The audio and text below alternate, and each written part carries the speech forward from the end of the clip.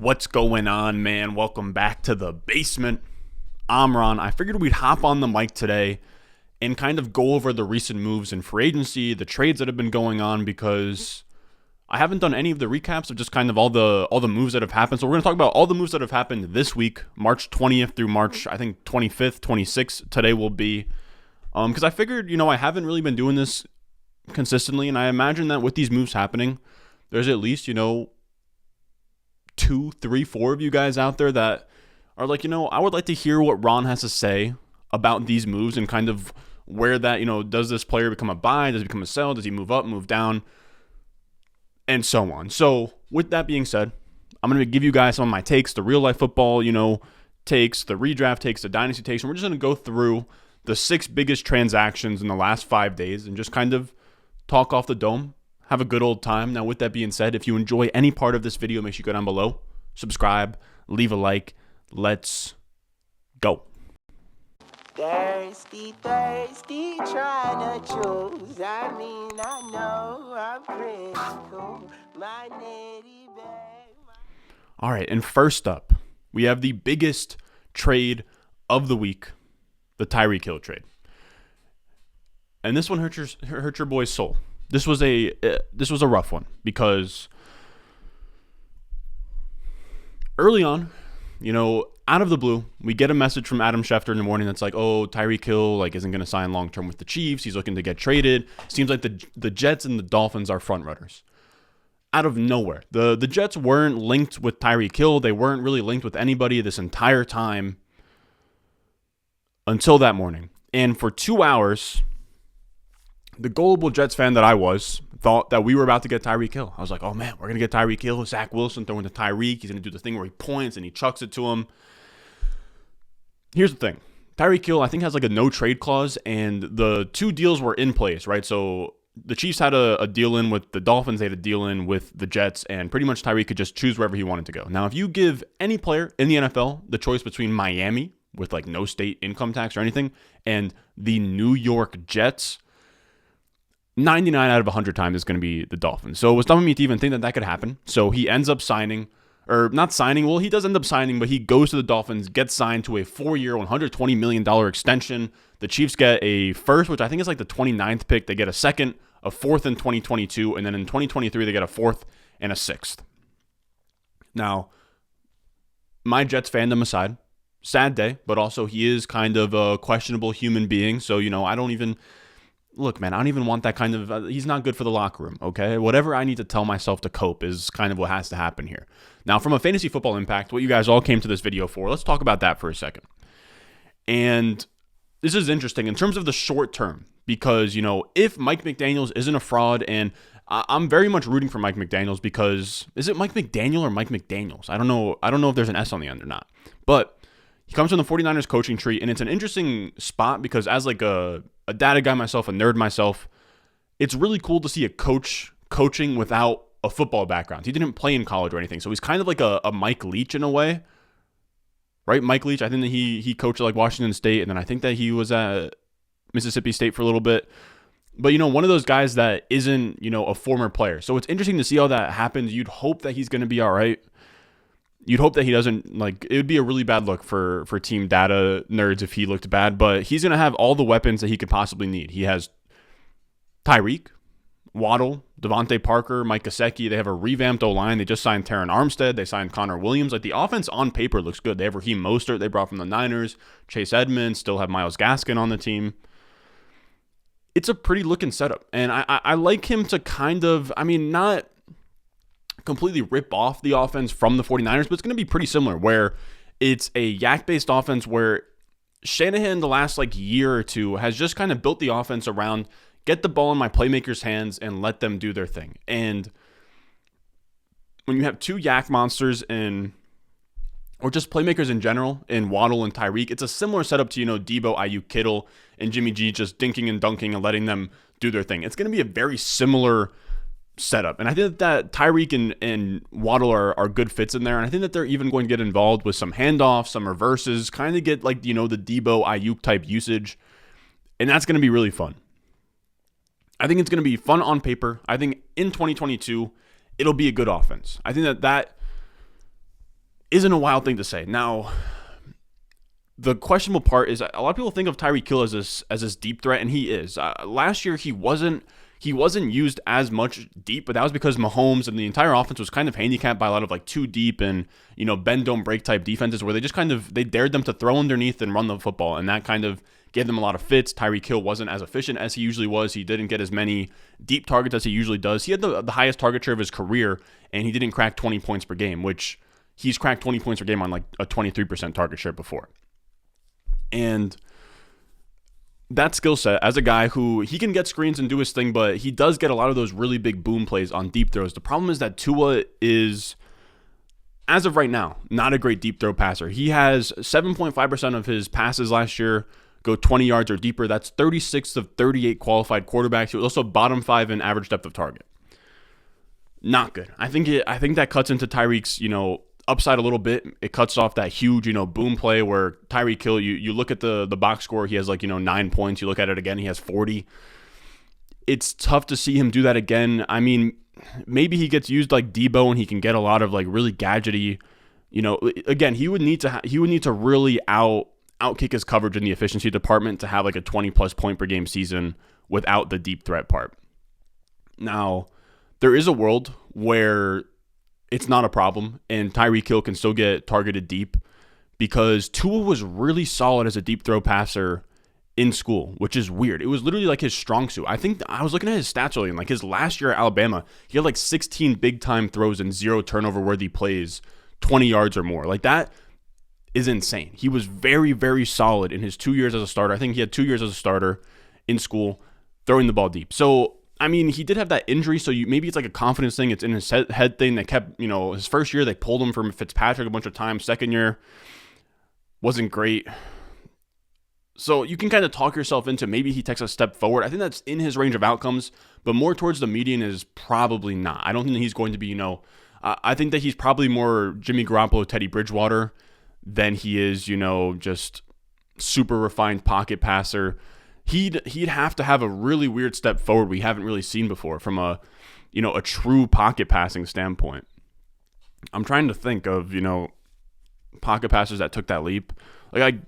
Sort of Goff. He could be, he could be Goff when McVay was pulling strings. If Mike McDaniel is really that good, he could give Tua that type of resurgence where, he's a pocket quarterback, those for 30 plus touchdowns. The scheme is great. The wide receivers kind of feed everything. So that's in his range of outcomes. I think.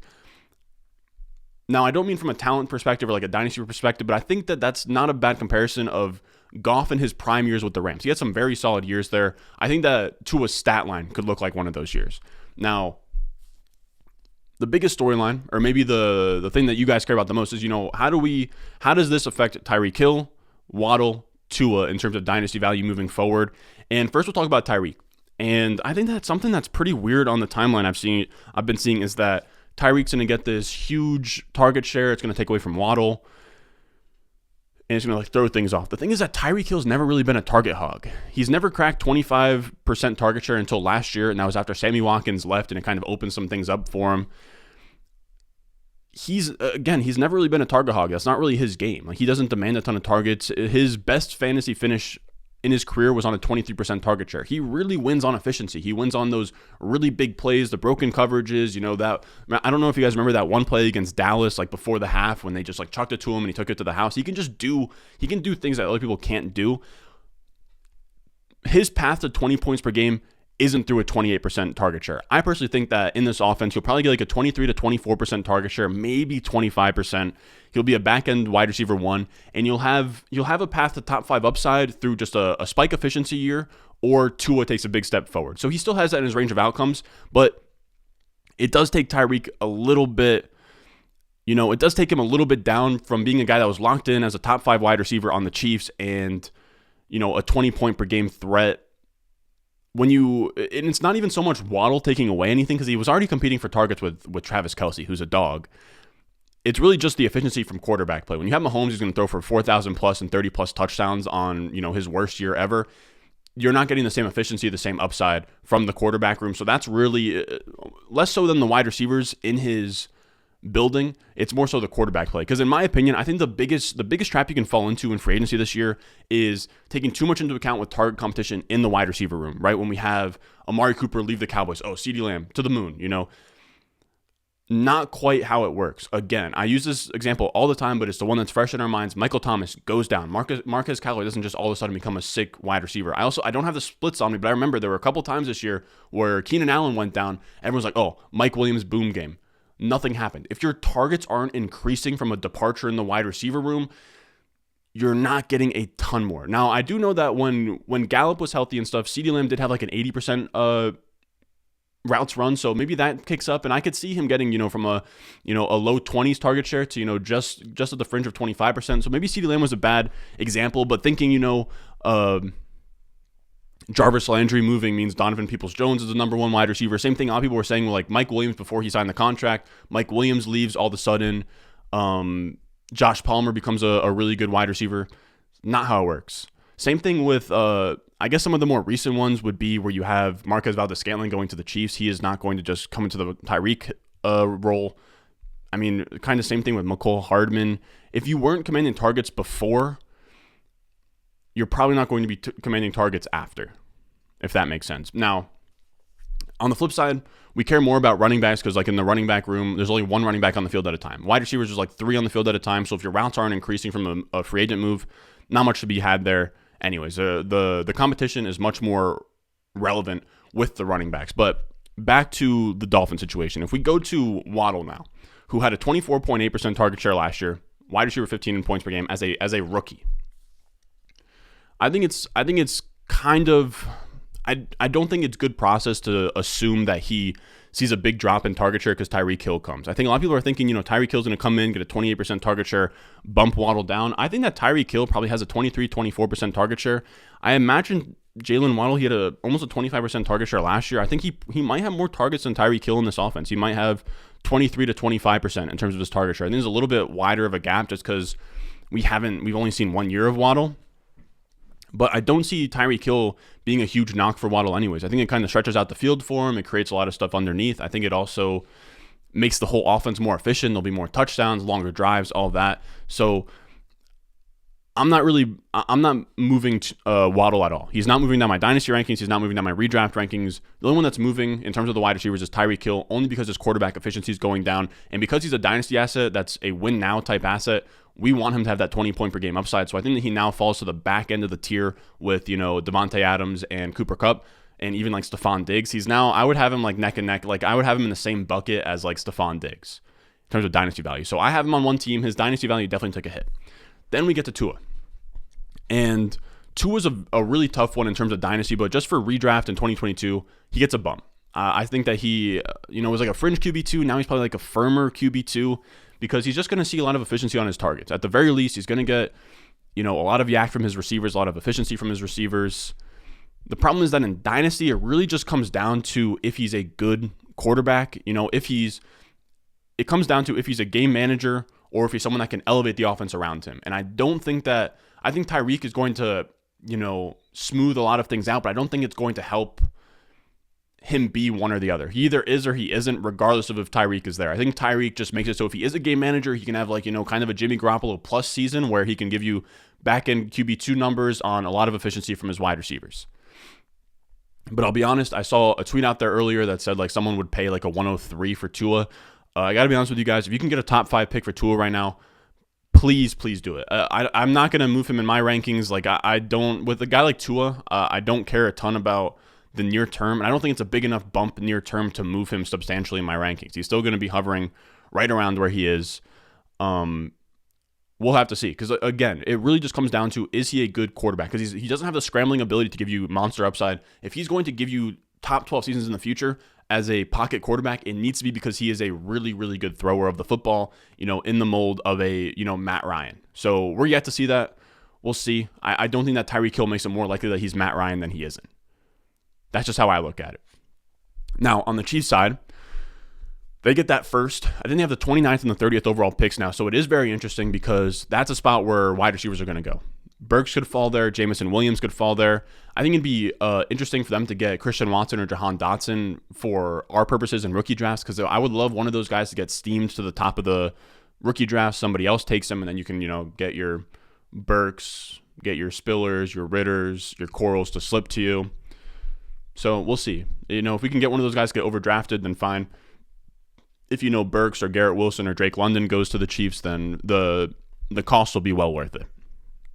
Then we have Juju. I'm not really going crazy for Juju. I think if you have him in Dynasty, he's a sell. If anyone wants to give you like top 24 wide receiver prices for him, I'm probably going to be valuing him at like a back end wide receiver 3.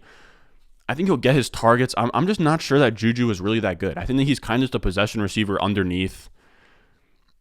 I mean, like I'm not going to call him like a Jamison Crowder, but I don't know. His skill set is tough. I'll admit that he does have a wide range of outcomes where he could just, he's had like a top 12 season before. He could have that again.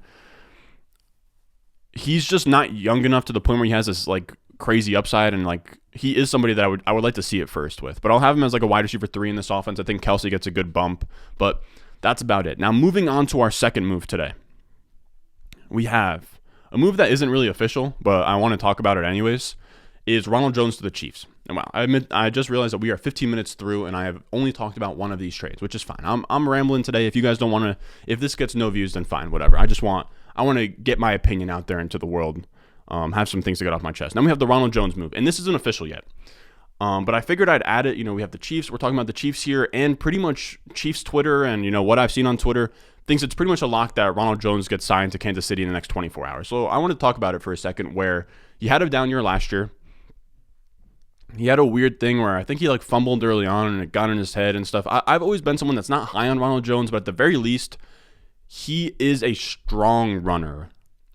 What I mean by that is I don't think he'll ever be a bell cow. His receiving, his receiving upside isn't there at all, but he was the RB21 in points per game in 2020 on a good offense.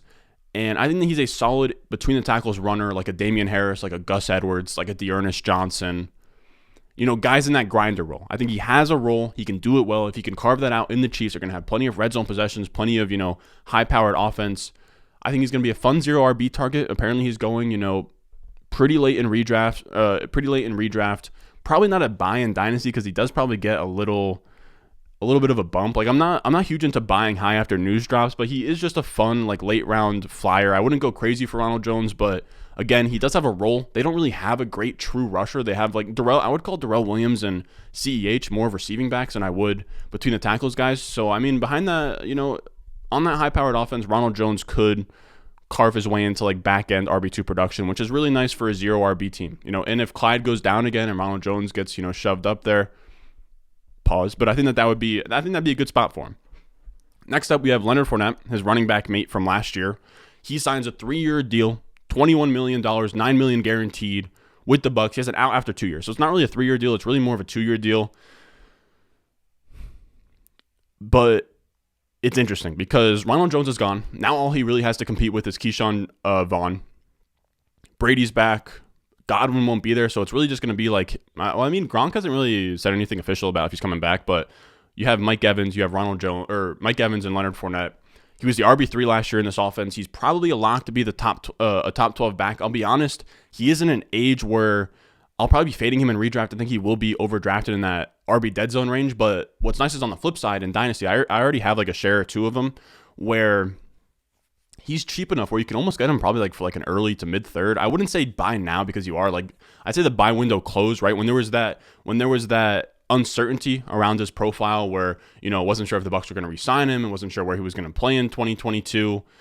There was uncertainty where you could buy low. Now he's probably locked in like top 24, top 26 Dynasty running back. It feels like you're kind of buying high there. It's not a terrible buy, but I would probably wait if you'd want to buy on Fournette. But if you were holding on to him, gets a massive value increase. He's not a sell it either because like RB26, you can't sell it for anything. But he is a nice fringe RB1 to just give you production. Again, wouldn't really be buying it, but if you have him on your team, he's a good hold for any contenders. Maybe if you're a rebuilder, you can kind of flip him now, but I think he's going to be super, super solid for Dynasty. Now, our third transaction, Indiana trades, this isn't even on the screen. Indiana trades Matt Ryan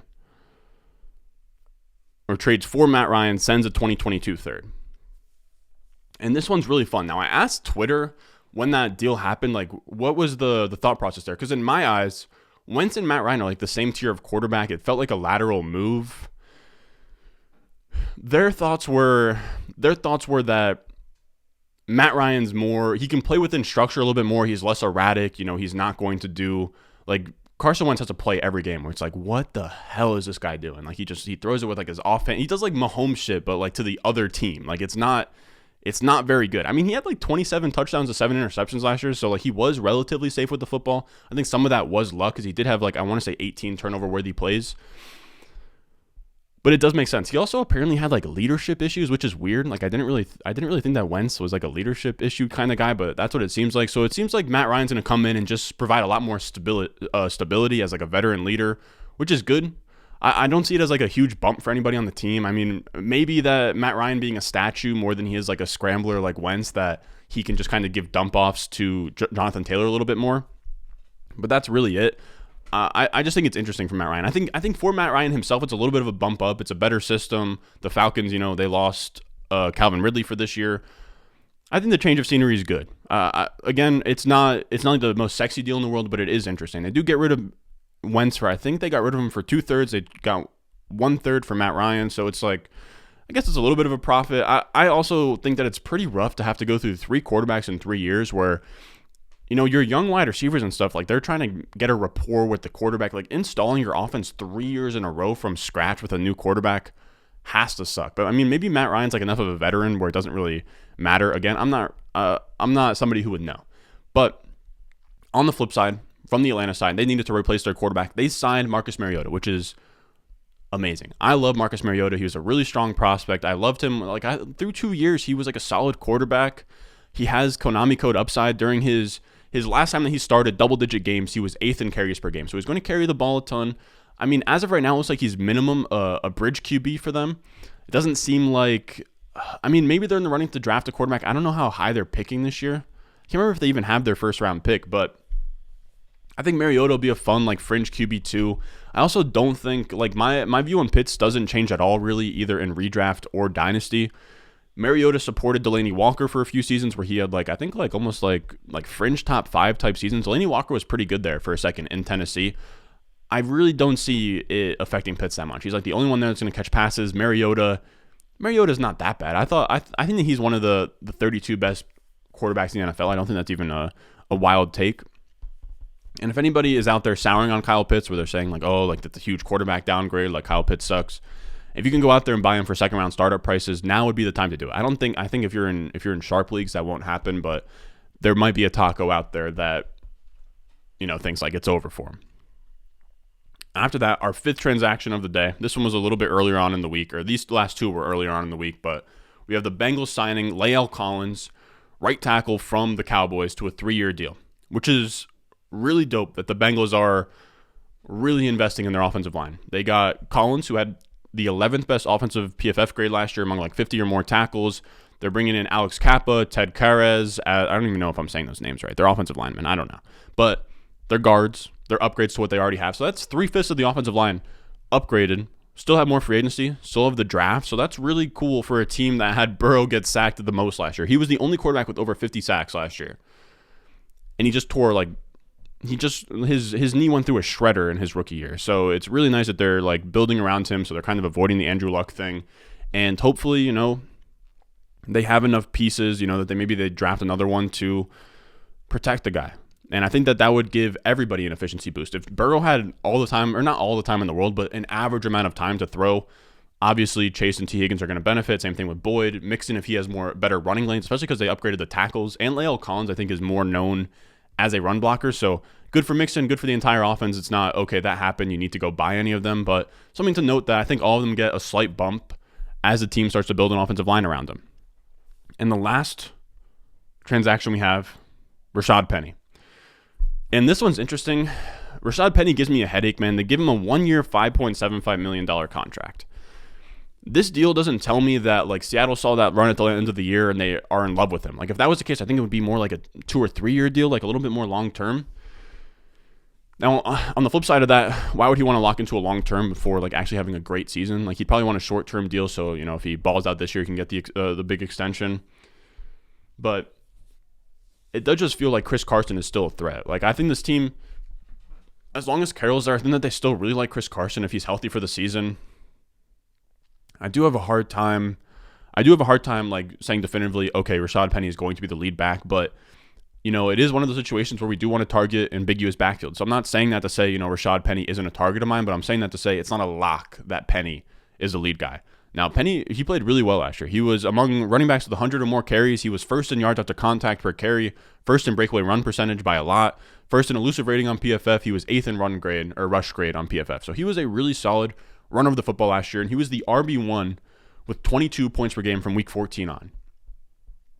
Pretty wild.